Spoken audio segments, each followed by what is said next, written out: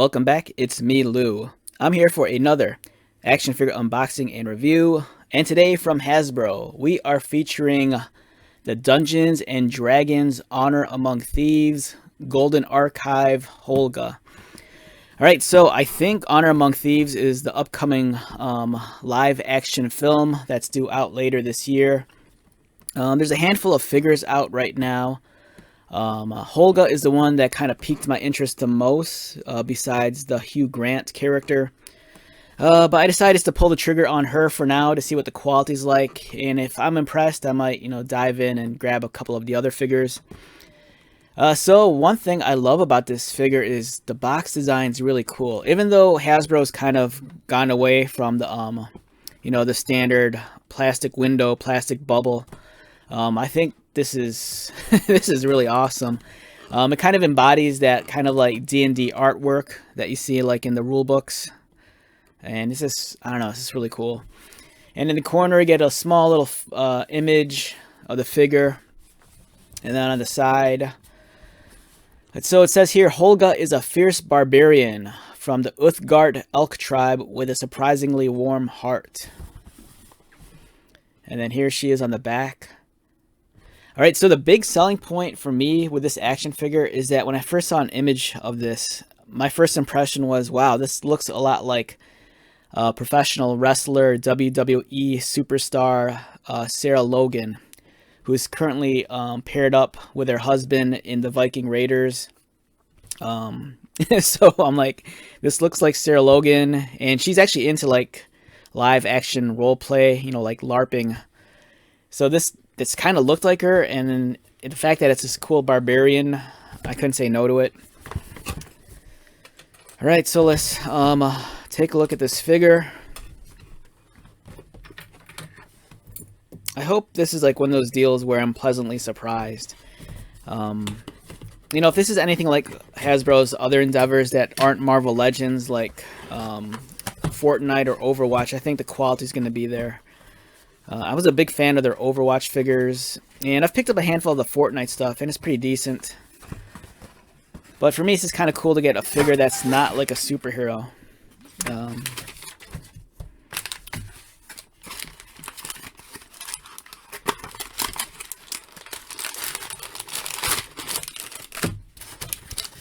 Alright, so much like Hasbro's other figures nowadays, everything comes in like this paper tissue wrapping.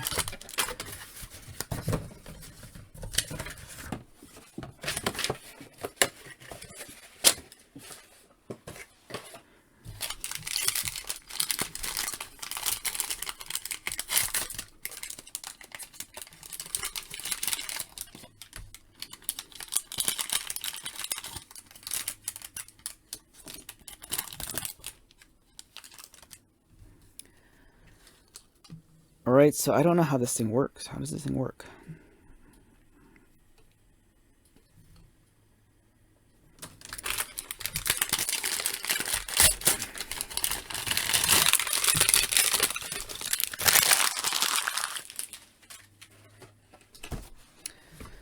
Alright, so here's the axe.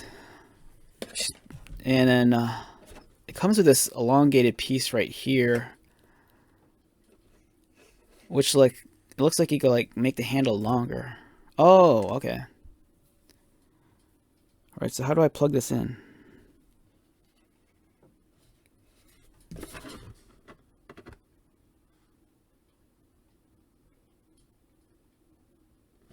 Oh, okay, I feel like an idiot. Okay, real quick, before we look at the figure, so this is how the axe functions, because I was really confused for a second. Alright, so the axe does come with this kind of like a sheath, which you can mount on her back, so she can actually store the weapon on her, which is, is always a nice thing. I don't know which side's right side up on this, though. I'm assuming it's the side... just give me a moment. Alright, I think that's right. Alright, so the axe gives you two options. You can either have the axe with the short handle, and if you want, you can remove this. This comes apart.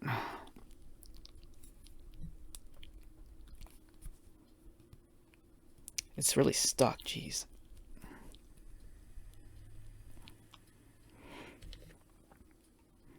All right, just give me a moment. This is not working for me.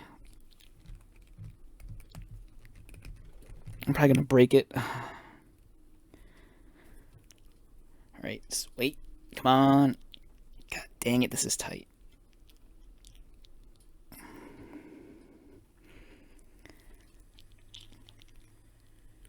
All right. Jeez, Louise, that's tight. All right, so you have two options. You can either mount the head of the axe on this shorter handle right here, or if you want, you can mount it on this longer handle. And I'm just gonna go for the longer handle. It feels kind of weird and pointless, unless that's something from the movie. Because what I'm guessing is that the shorter handle here, maybe at some point in the movie, this bottom part extracts out like this, so you know it becomes like a spear on one end. I don't know. It's just an odd thing. I guess I got to see the movie first. All right, so here's the axe. Let's take a look at it while we're at it. Nice texture on the head of the blade. There's a wrap on the handle. Some engravings. It's pretty decent. As for Holga herself, she stands in at about a little under 6 1/4 inches. So it's a slightly shorter figure. Let me grab a Marvel Legends real fast. Here's Vulcan from Marvel Legends X-Men, just to give you an idea of the size. Like, I don't know if, like, I'm not sure if she's a shorter character or if the figures are going to be slightly smaller than Marvel Legends. Because we've kind of seen that in the past, I think, like with Overwatch, where the Overwatch figures, they were a hair smaller than the Marvel Legends figures. I'm really impressed with the detail on her. The sculpting is well done. You know, the hair is really nice. There's the knife with a sheath. Does this pull out? Yeah, it pulls out. And nice detail on it. There's texturing on the blade. The handle looks clean. Nice accessory.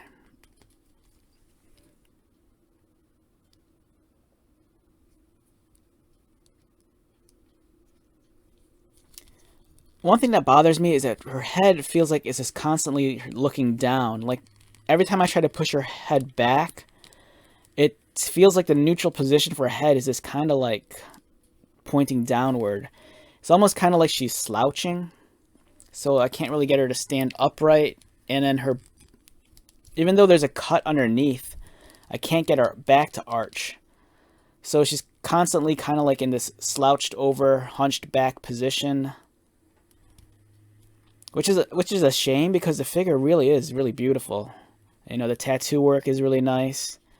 The accessories here, really well done. It's an impressive figure.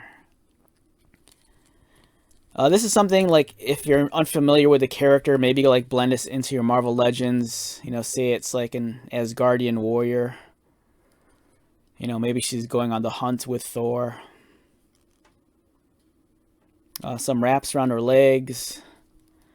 This piece here feels like it's kind of floating around. It doesn't feel like it's adhered to any part of the body. The bracers are nice.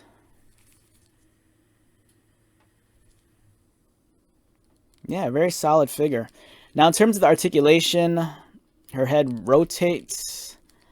Does not want to look up. She's constantly looking down, which is annoying. Arms rotate, but they collide with the shoulder piece here. They do go outward, as you can see. Single pinned elbows, unfortunately. Elbow swivel. Elbow swivel. Cut mid-torso, so it can rotate. Doesn't really ab crunch, doesn't really arch back. There is no waist swivel, which is kind of a trend where... No, I take it back. There is a waist swivel. This is very tight on my figure. So there is a waist swivel, and I can't get it to be centered. It's really tight. Yeah, my figure's she's kind of off center, but it doesn't want to reset to the middle. The legs kick up. The joints on this figure are super tight. Nothing wants to move on my figure. And if it does move, it seems like the range of motion isn't a whole lot. Her leg only wants to kick up this high, which is disappointing. There is an upper thigh cut, so it could swivel there. Double pinned, pinless knees, and articulated ankles, but they're kind of restricted by the bottom cuff of the pant leg or the boot. For the most part, I think for me, this figure is just really, really nice to look at, but once you start handling it and try to move it around, it doesn't really want to cooperate. Nothing feels like it wants to move naturally. Everything just feels kind of stiff. Like, even though the articulation is there, the range of motion isn't. Which is kind of disappointing because it's a really beautiful, well-crafted figure. I mean, just look at the detail on her. In terms of storing the axe, I guess you plug the sheath in the back socket right there. And then you could just easily store the battle axe so she could go on her adventures. Yeah, so overall, I think it's a solid effort. I am curious about the other figures in the line, but for me, this one was the most visually impressive. It just looked really cool. You know, I love barbarian characters, and it just looked really awesome. All right, so let's see if we get her one last pose before we sign off and see how well she holds the axe. Yeah, nothing wants to, like, I don't know. There's something off about this figure. Like, it's beautiful to look at, but at least my figure, it seems like everything's just fighting with me. Nothing wants to, like, just jive. You know what I mean? But it's decent. Alright, so how do I rate her? Visually, on a scale of 1 to 10, I think she's like perfect 10. It's a great looking figure. It looks amazing. But the articulation is what really hurts it. And I think because of that, I'd probably give this figure probably like a solid 8. It's well worth the purchase, though, I think. It's a nice breath of fresh air. You know, because we always just get a lot of Marvel Legends, and we don't get as many G.I. Joe Classified Series figures from Hasbro as I'd like. So it's kind of cool that, you know, they're doing some Dungeons and Dragons stuff. We got the Drizzt figure years ago, which was cool, but it's nice that they're kind of expanding on that property a little bit more. And I also did a review on this guy right here. It's another Dungeons and Dragons figure. It's Hank from the 1980s animated series. Also produced by Hasbro. You know, they're celebrating 40 years of Dungeons and Dragons. So, you know, it's kind of cool that they're doing 2 Dungeons and Dragons lines at once. You know, we have the animated figures, and then we have the live action ones. Alright, so let's wrap this up. Once again, my name is Lou. If you're new to my channel, welcome. If you are a returning viewer or subscriber, thank you so much for your continued support.